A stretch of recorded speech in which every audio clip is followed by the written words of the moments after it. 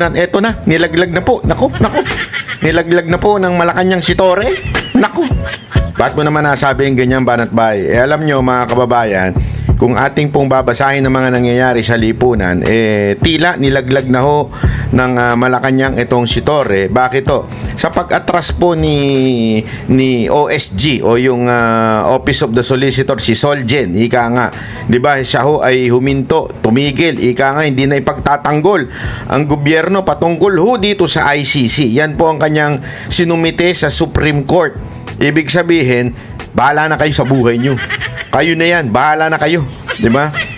Hindi ko nakakayanin yan, ha? Bahala kayo sa buhay nyo. Sa madaling salita, dapat kasi ang trabaho ng isang Solgen, no? Solicitor General, yan po ang trabaho niyan, parang abogado yan ng Executive Department. Kasama na ho dyan ang Pangulo at syempre yung PNP na ginawa ho nila kay Pangulong Duterte. Pinasasagot sila, ang sagot ng OSG o si Solgen, sorry I'm out.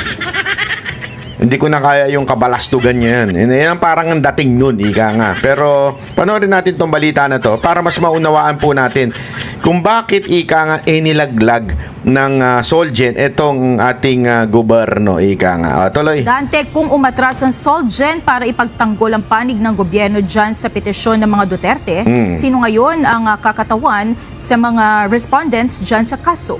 Kung ako sa inyo, meron akong suggestion. Hindi, wala akong biro.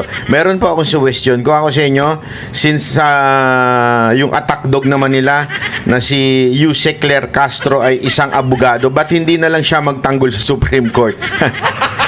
Gago! Siguradong talo na naman yan. Hindi. Sa tingin ko lang, pag yan ang nagtanggol sa inyo, naku po, baka masabong pa ng Supreme Court yan, ha? Bawalo dito ang vlogger, sasabihin nila. Gago! Paano ba, maka-vlogger ka naman, para mo naman sinasabi, mga vlogger walang alam. Hindi, pag naging tanso vlogger ka, yun talaga wala kang alam. Gago! Kaya nga, dapat sa'yo, Yusek Claire, doon ka na lang sa pagbablog mo, ha? Magandang gabi, Monica. Sa nakuha nating impormasyon, no, ang Department of Justice o DOJ na ang siyang magsisilbing legal counsel o mga abogado ng mga respondent. At inaasahan din natin na ngayong araw ay mayroon silang isusumite sa Korte Suprema. Ang hindi pa lamang malinaw sa atin, Monica, kung ano yung kanilang isasubmit sa Supreme Court, kung ito na ba yung komentaryo doon sa hinihiling na komentaryo ng Supreme Court sa habeas petitions ng magkakapatid na Duterte.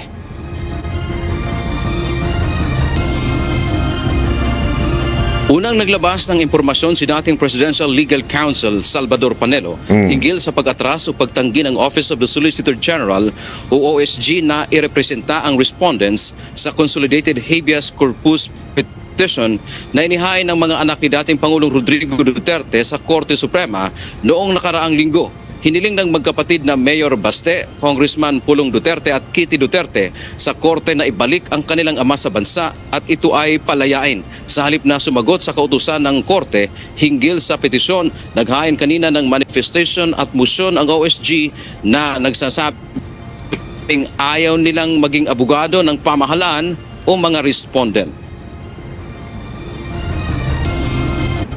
Sa halip na mag-comment, nag-file sila ng manifestation at sinasabi nila na humingi sila ng permiso na hindi nila po pwedeng i-represent ang mga respondents, Lucas Bersamin, si PNP Chief Marvel, Secretary Remulla at si General Torre.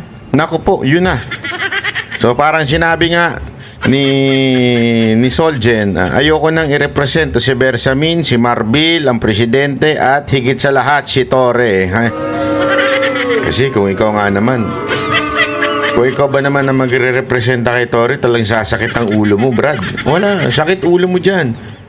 Hindi, mahirap ipagtanggol ang taong mali-mali. Alam mo yun?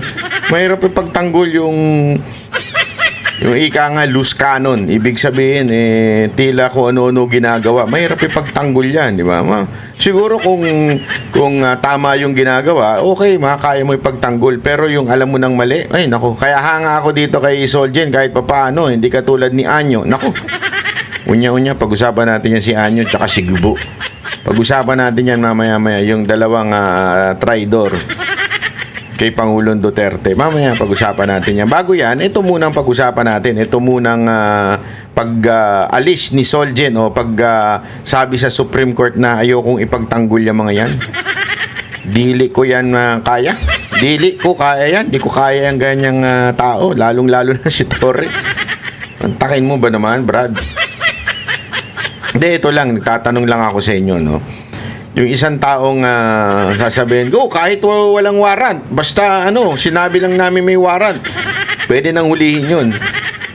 Tapos, hanggang ngayon, wala pang ipinipresenta. Kasi sabi na nga ni Professor Dean Torion, sabi niya, pwede naman.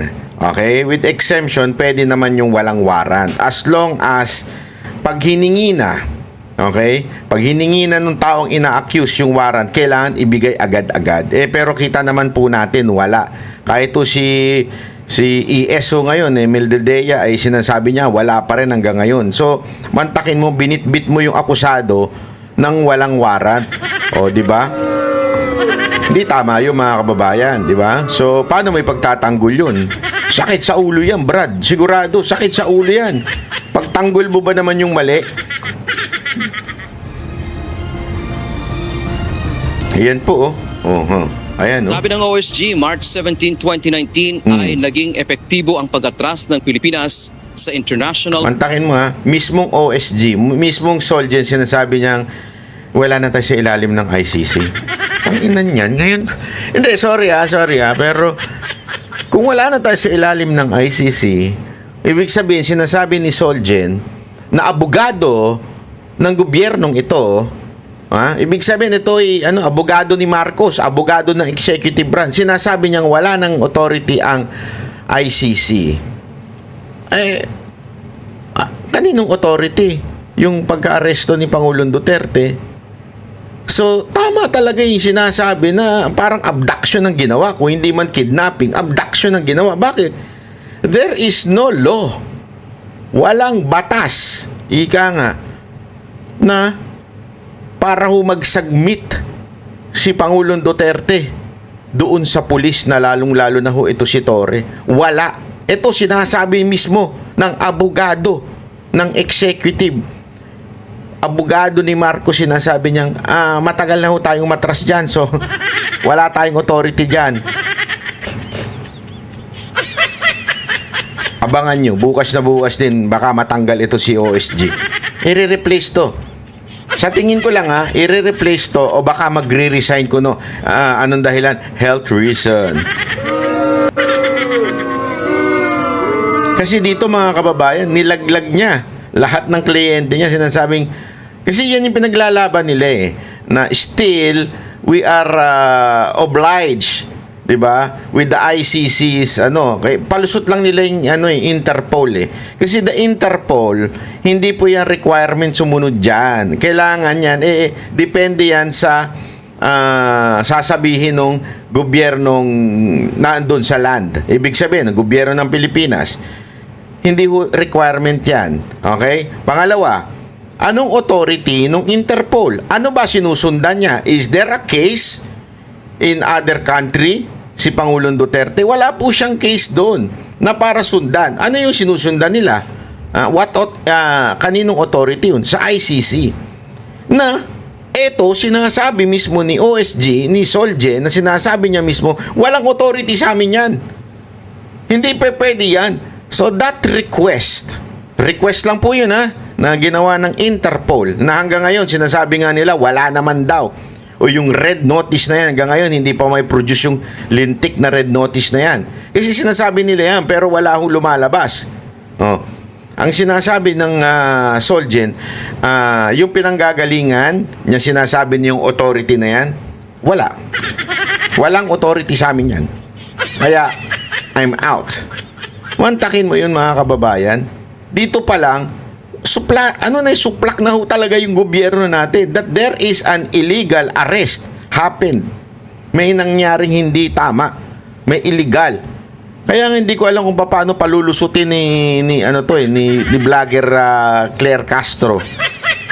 Mantakin mo, mismong abogado ng gobyerno sinabing, walang jurisdiction sa amin yan. Hindi ano yan, wala, out kami dyan. Mantakin mo ganun, Brad.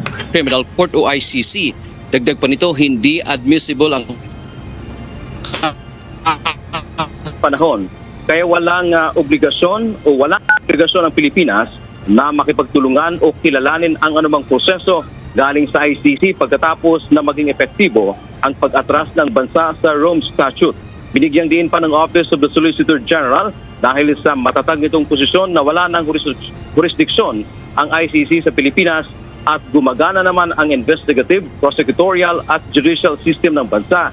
Hindi magiging epektibo ang OSG na kumakatawan o ipagtanggol ang mga respondent kaya tumanggi itong maging parte sa kaso. Kaugnay nito, naniniwala naman si dating Presidential Legal Counsel Salvador Panelo na makatutulong ang pagtanggi ng OSG na maging abogado ng respondents sa kaso ng dating Pangulo sa ICC.